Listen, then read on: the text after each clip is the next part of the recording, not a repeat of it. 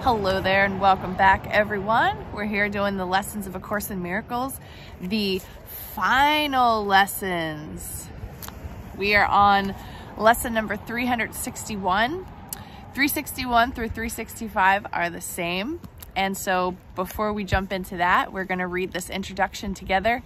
And I just want you to take a minute and just give yourself a big hug, give your book a big hug, and know that you've accomplished something monumental, momentous, incredible, amazing, beautiful. Coming to the end of these lessons means that you have taken a lot of time to look at yourself, the mirror of self-reflection, and woo, that can be quite a journey, quite a difficult task. So well done, well done, well done. All right, let's jump into the introduction to the final lessons. I love you all, and I hope you're having a great day. Our final lessons will be left as free of words as possible. We use them but at the beginning of our practicing, and only to remind us that we seek to go beyond them. Let us turn to Him who leads the way and makes our footsteps sure. To Him we leave these lessons, as to Him we give our lives henceforth. For we would not return again to the belief in sin that made the world seem ugly and unsafe, attacking and destroying, dangerous in all its ways, and treacherous beyond the hope of trust and escape from pain. His is the only way to find the peace that God has given us. It is His way that everyone must travel in the end, because it is this ending God Himself appointed. In the dream of time, it seems to be far off, and yet in truth, it is already here, already serving us as gracious guidance in the way to go. Let us together follow in the way the truth points out to us, and let us be the leaders of our many brothers who are seeking for the way, but find it not. And to this purpose, let us dedicate our minds, directing all our thoughts to serve the function of salvation. Unto us the aim is given to forgive the world. It is the goal that God has given us. It is His ending to the dream we seek and not our own. For all that we forgive, we will not fail to recognize as part of God Himself, and thus His memory is given back, completely and complete. It is our function to remember Him on earth, as it is given us to be His own completion in reality. So let us not forget our goal is shared, and for it is that remembrance which contains the memory of God, and points the way to Him and to the heaven to His peace. And to the heaven of His peace. And shall we not forgive our brother, who can offer this to us? He is the way, the truth, and the life that shows the way to us. In Him resides salvation, offered us through our forgiveness given unto Him. We will not end this year without the gift our Father promised to His Holy Son. We are forgiven now, and we are saved from all the wrath we thought belonged to God, and found it was a dream. We are restored to sanity, in which we understand that anger is insane, attack is mad, and vengeance merely foolish fantasy. We have been saved from wrath because the suspense as I turn the page. Because we were mistaken. I'll read that sentence again. We have been saved from the wrath because we learned we were mistaken. What a blessing that is. Nothing more than that. And is a father angry at his son because he failed to understand the truth? We come in honesty to God and say we do not understand, and ask Him to help us learn His lessons through the voice of His own teacher. Would He hurt His son? Or would He rush to answer him and say, "This is my son, and all I have is his"? Be certain He will answer thus, for these are His own words to you. And more than that can no one ever have, for in these words is all there is, and all that there will be throughout all time and eternity. Okay, here we go. lessons 361 to 365 goes like this. This holy instant would I give to you. Be you in charge, for I would follow you, certain that your direction gives me peace. And if I need a word to help me, he will give it to me. If I need a thought, that will he also give. And if I need but stillness and a tranquil, open mind, these are the gifts I will receive of him. He is in charge by my request, and he will hear and answer me, because he speaks for God, my Father, and his Holy Son. Amen. So everyone, that is our lesson. And the introduction to the lesson does a little bit of debunking of myths that you may find in the Christian tradition around the wrath, for instance, and whether or not God would hurt his son, how we've created the world to be.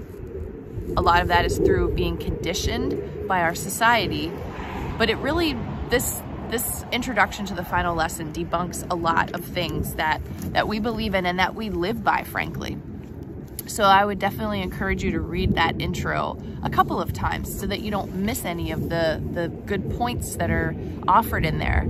I also want to highlight, my boyfriend and I went to watch the new Avatar movie in 3D IMAX, which was amazing. And there were definitely some moments in there where I was able to pull back from appreciating the beauty in the movie and just kind of like the absolute amazing technology, and see where our conditioning is planted into kind of the way the movie was flowing. There's this idea that you have to fight in order to defend your people, and there has to be death. There's like this sacrifice element that was in there, and I cried several times during that movie. But it just goes to show what we are presented with. Like, there can't be paradise without hell, and all these dichotomies and principles that are part of our conditioning that just aren't true. So anyway, it's good that I'm at this ending part of the lessons